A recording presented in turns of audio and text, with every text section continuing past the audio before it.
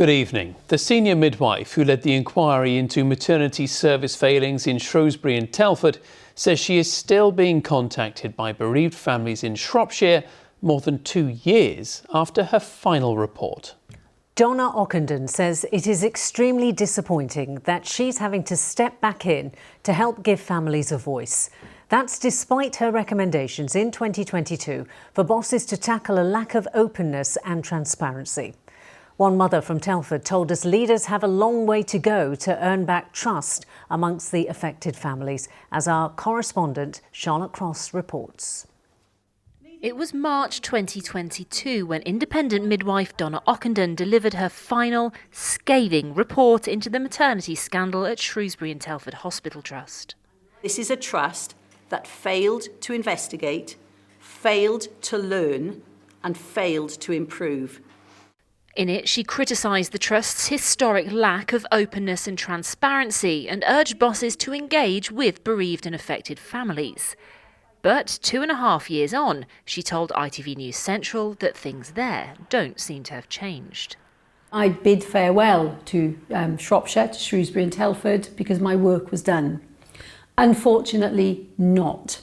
It's since come to light that despite having made improvements in maternity services, those improvements appear to have been carried out almost in a vacuum without having engaged with any of the affected families, as far as I'm aware.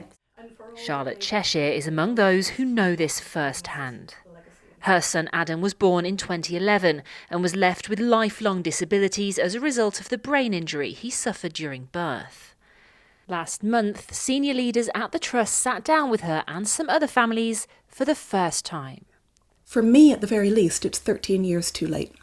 And for some of the other families in the room, it's up to 20 years too late.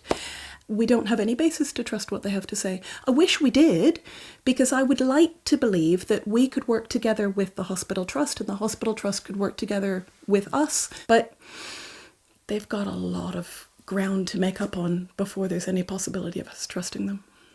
Adam now lives at a residential care site as he needs round-the-clock support.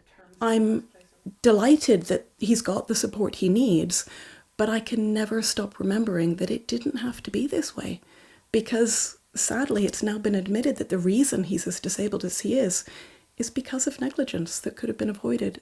Donna is now acting as a bridge between families like Charlotte's and the Trust to make sure their voices are heard. But it's work she says she shouldn't have to do at this point. It's very, very disappointing that I'm having to go back, to Shropshire to undertake this work. Extremely disappointing. Some of the cases in her final report into maternity care here dated back decades. But for those who lost loved ones and those living with the consequences, the pain is still being felt today. Charlotte Cross, ITV News.